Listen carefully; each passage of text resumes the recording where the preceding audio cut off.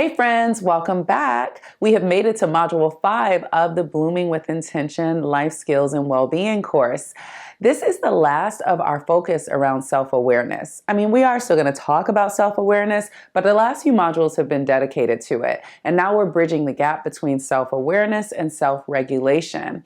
And today we're going to talk about emotional intelligence. When I say emotional intelligence, what do you think of? Well, we are going to dig deep into understanding how to manage our emotions. In this module, we will set out to understand the concept of emotional intelligence and how we can strengthen our own emotional intelligence so that we can be aware of, in control of, and express our emotions for the benefits of our social and emotional well-being. So what are we going to learn? Well, we're going to explore emotional well-being and emotional intelligence and its benefits. We're going to set out to understand emotions and how they relate to our feelings. We will define emotional intelligence, and I'll give you a hint on what a simple definition for that is. It's learning how to notice, name, and navigate our emotions. So we'll talk about learning how to notice and name our emotions, and then go into learning how to navigate our emotions. We will learn how to make use of positive and negative emotions and how to help others manage their emotions. And then lastly, we'll learn about prioritizing positive experiences and increasing well-being and productivity in a lesson called The How of Happiness. In previous modules, we talked a little bit about self-compassion and how that helps to build our self-confidence and also that self-awareness. So what I like to say that we're going to do now is we're going to let our self-awareness lead to understanding of self and compassion to lead to understanding of others. Everyone on this planet has emotions, yet it's how we deal with our emotions that makes the biggest difference. Our biological makeup comes from 50,000 generations of evolution. I'm talking about over millions of years. Yet our lifestyle has changed drastically in the last 5 to 10 generations alone. Emotions such as fear and what psychologists refer to as our negativity bias, or the tendency to focus on the negative, are actually some of the things that help to keep us alive for most of our existence. This negativity bias, this attention to negativity, actually served us well when we had to have a heightened awareness of the threats that could be around us because they could be life-threatening. Our emotions are nature's way of guiding our actions, primarily to keep us alive. However, our biological evolution hasn't quite caught up with our new realities, and problems arise when our emotions are out of sync with the situation. Humans basically have an old brain functioning in a new world. For the sake of understanding, I'll give you a brief summary of the human brain and its evolution so you have some biological background to better understand the complexities of our emotions. In the 1960s, American neuroscientist Paul MacLean formulated the triune brain model, which is based on the division of the human brain into 3 distinct regions. MacLean's model suggests the human brain is organized into a hierarchy, which itself is based on an evolutionary view of the human brain development. The 3 regions are as follows. 1, our reptilian brain, or the lizard brain, or primal brain. This regulates our basic life functions. This is at the core of our brain. If we think of this is our head, at the core, deep on the inside is that reptilian brain. This was the part of our brain that helped to regulate our basic life functions like breathing, heart rate, sleeping, walking, or what we know now as our fight or flight, which is our survival response, and other primal activities such as reproduction. Now next, we developed our emotional brain, which is our paleo-mammalian, and this is the part of our brain that, of course, by its name, we know that regulates our emotions. It's intuitive and impulsive. If you've heard of the amygdala, that little nut-shaped object in our brain, this is our emotional center. This is a part of our limbic system. The last part of our brain to form was our rational brain, or our neo-mammalian brain. And this includes our prefrontal cortex or neocortex, which is responsible for symbolic reasoning and rational thinking. These are where how we can analyze and where our deeper level thinking comes from.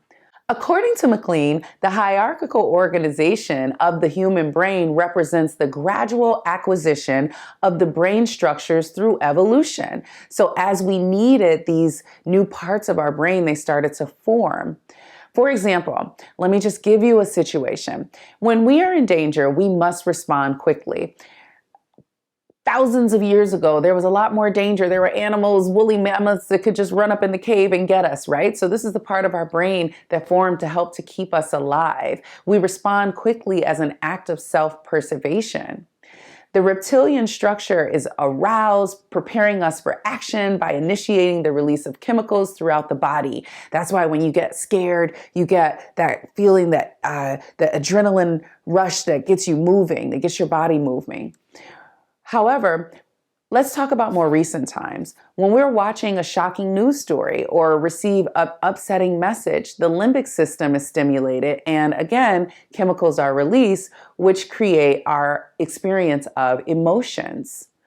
Finally, when we're making decisions, solving problems, or reasoning, the neocortex is engaged without the involvement of the other brain structures.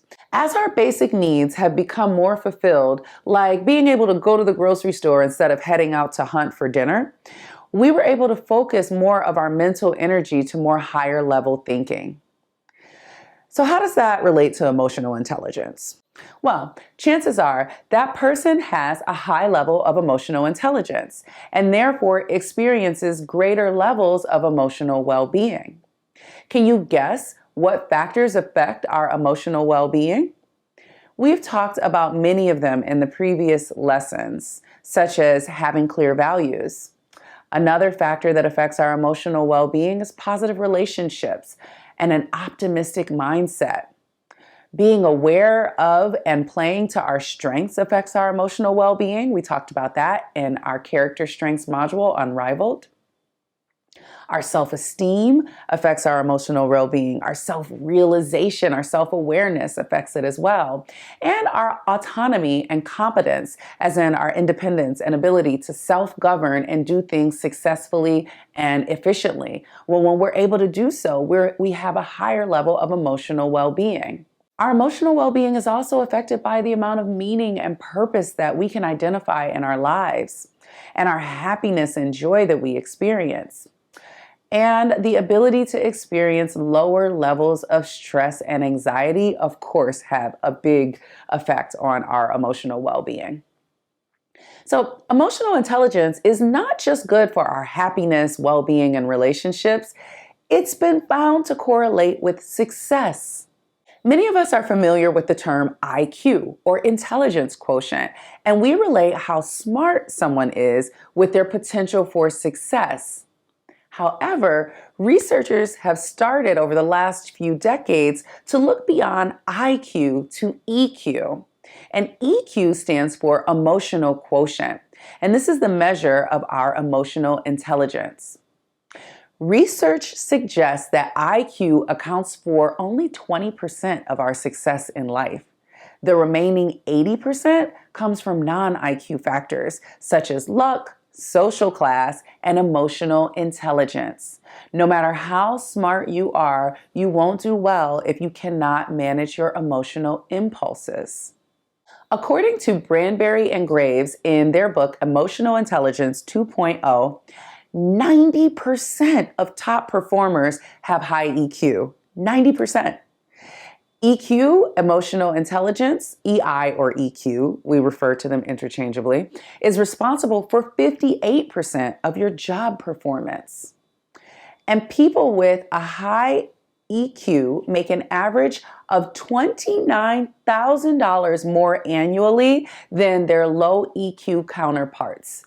So listen, you want to listen to the rest of this module, you might get a raise, right? We want to increase our emotional intelligence. There are many reasons why. Our well-being, our happiness, and also our success in life. So, what does it take to be emotionally intelligent? We are going to take a deep dive into answering this question, but I'll tell you this. If you've completed the last few modules, you're ahead of the game. Psychologist and best-selling author of Social Intelligence and Emotional Intelligence, Daniel Goleman, has suggested that there are 5 components of emotional intelligence. 1, self-awareness. 2, self-regulation. 3, social skills.